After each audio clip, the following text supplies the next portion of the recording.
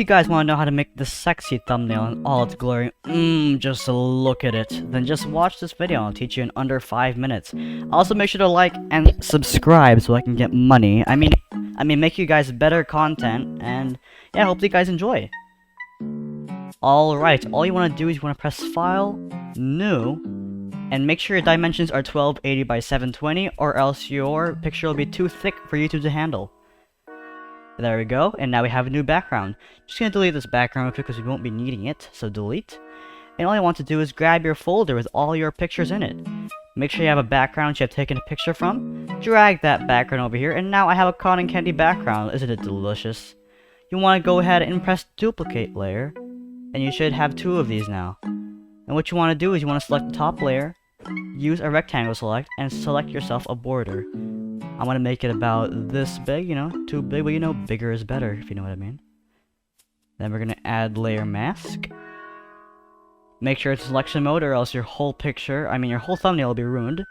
Press add, and then you should have a border. If you press Ctrl Shift A, it will not select anything for you. And if you make sure, what am I saying? Holy crap.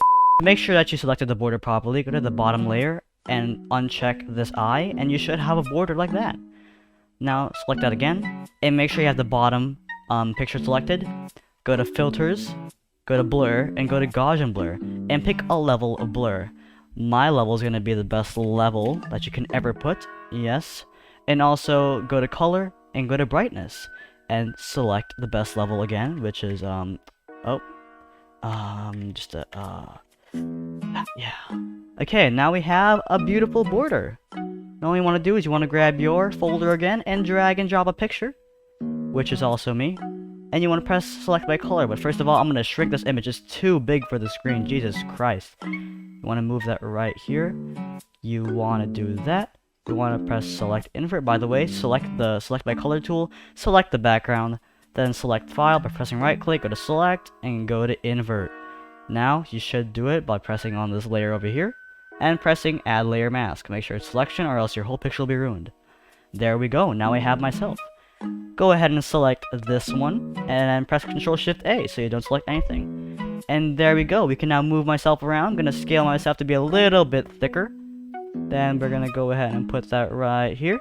Now, we have a beautiful image now. Now what you wanna do is you wanna go here, press new layer, and then you wanna put that right under your person. Now what you want to do is you want to select this layer over here, and press alpha to selection. No, not alpha. Press mask to selection. There we go. Press that, and you should have this. And all you want to do is press right click, go to select, and you can do shrink and grow. Press grow so you can grow the border around your character. Mine will be about 6. So there we go. Actually, let's shrink that a bit. I'll shrink it by 3. So now it's at 3. It's at the level is 3 of the border. And there we go. Now select the shadow, and then pick a color you want. I'm gonna do black because I want my shadow to be black. Click, select the bucket fill tool, and then click right inside there, and you should have a border. There we go.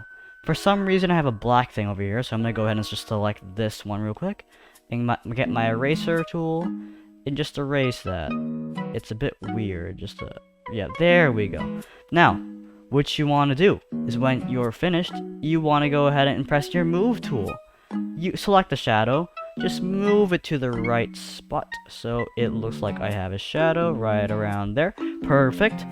Go to filters, go to blur, go to gauge and blur, and just move that a bit to where it looks like I have a shadow. There you go, and now I have a beautiful shadow. Now onto the keyboard and mouse. Now what you want to do is you want to grab your keyboard and mouse PNG. I'm going to do the keyboard first. Select by color. Go ahead and select invert. Then add layer mask.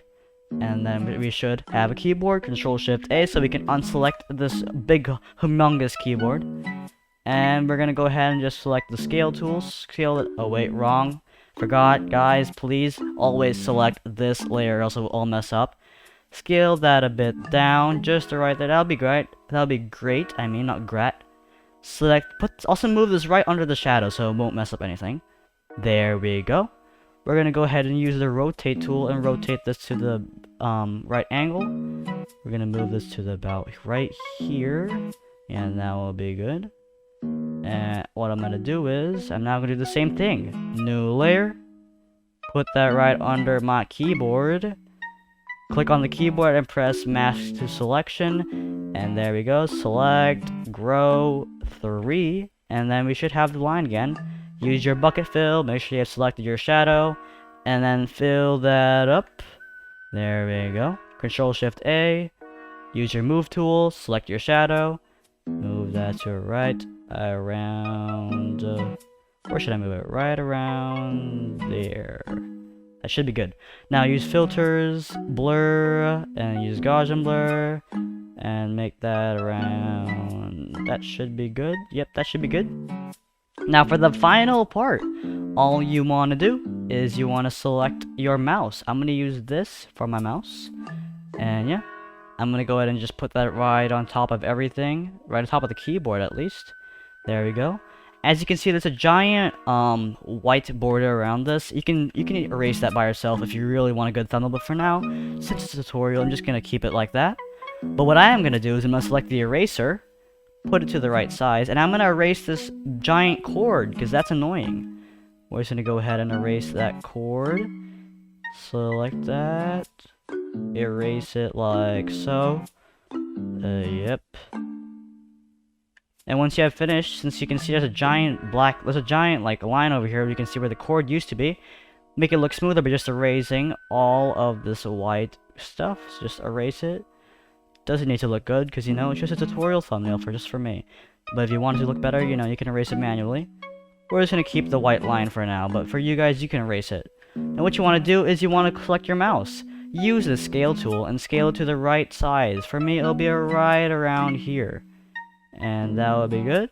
And what you want to do is you want to put it right there. And rotate it if you want to the right position. I'm going to rotate it so it's at the sexy 90 degrees. There we go. And then we're going to put that right there. And that should be good. That should be the thumbnail. Now what you want to do last, if you want this to look better, is add a shadow to the mouse. So I'm going to erase this very quickly. This giant white border you can see on the mouse.